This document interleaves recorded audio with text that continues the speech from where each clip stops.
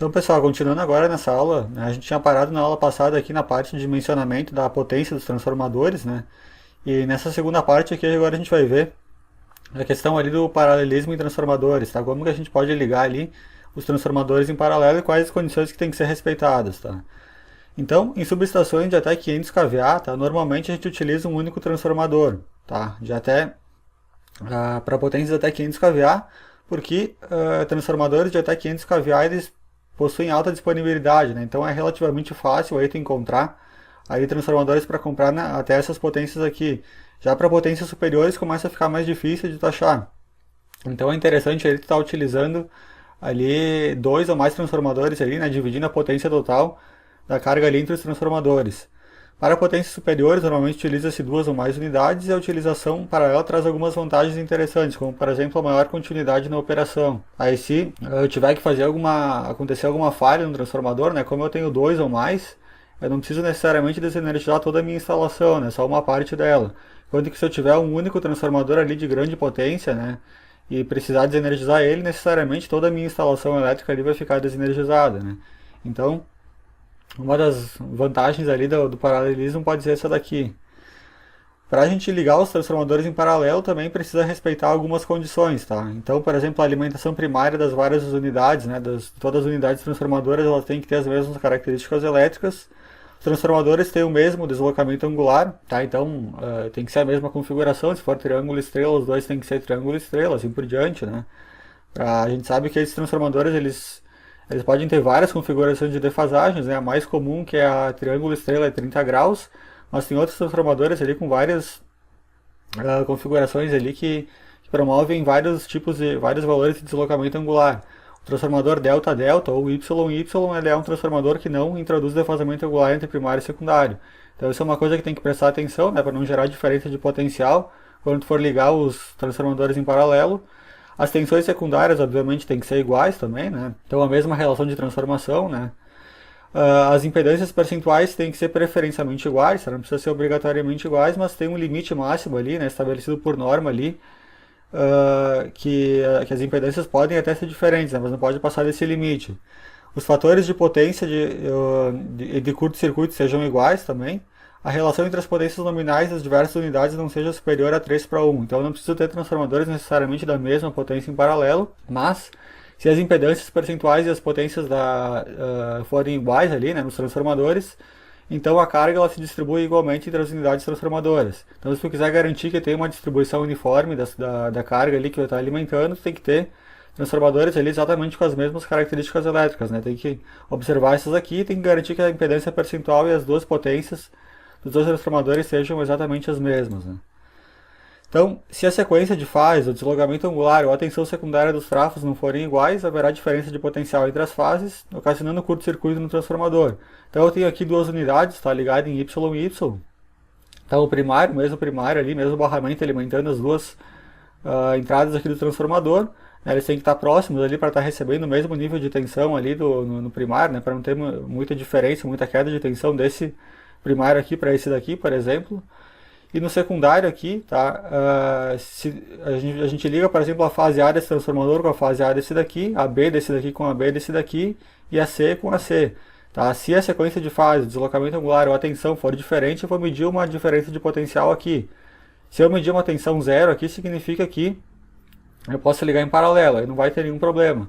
Mas se eu estiver medindo a diferença de potencial entre, por exemplo, a fase A desse transformador e a fase A' desse transformador aqui, então eu não posso ligar eles em paralelo, tem alguma coisa errada ali que tem que corrigir.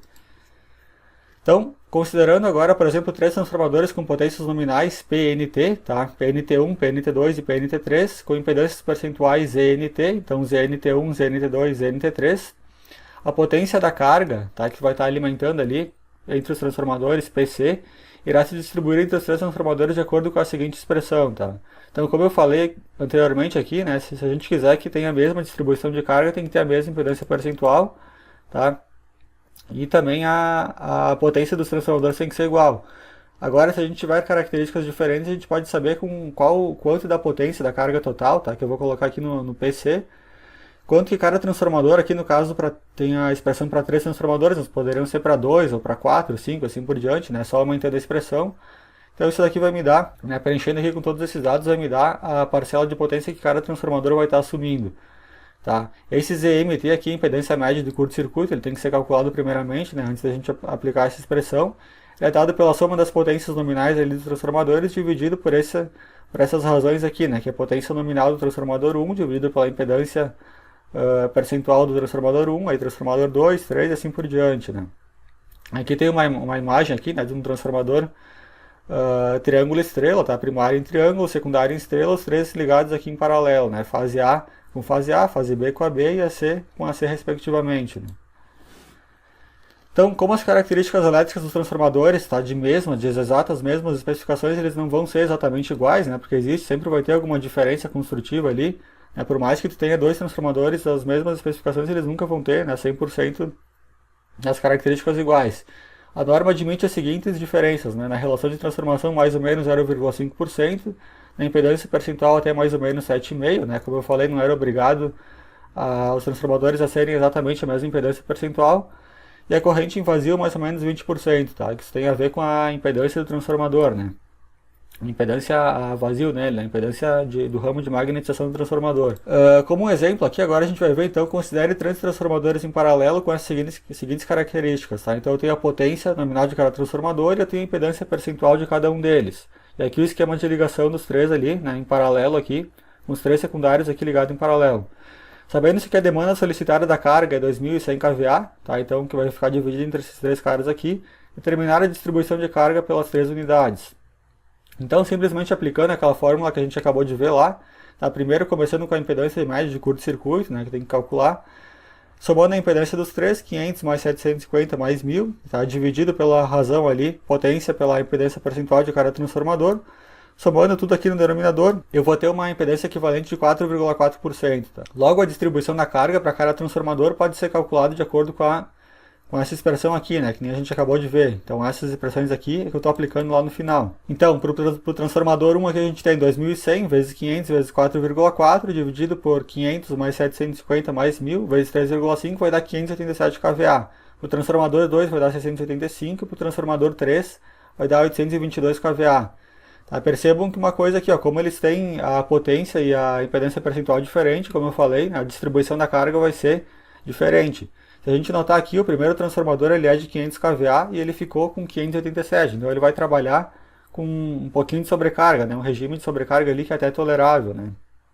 Já o transformador 2, que é de 750, ele vai estar trabalhando com 685, né? Vai ser menos do que a capacidade dele.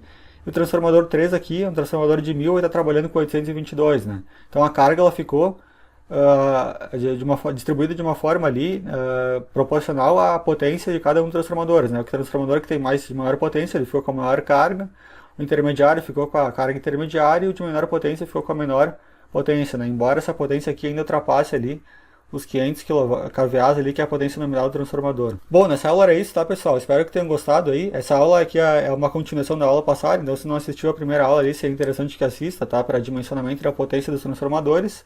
Não esquece de deixar o joinha no vídeo aí se gostou. Agradeço a quem assistiu até o final. Até a próxima. Valeu!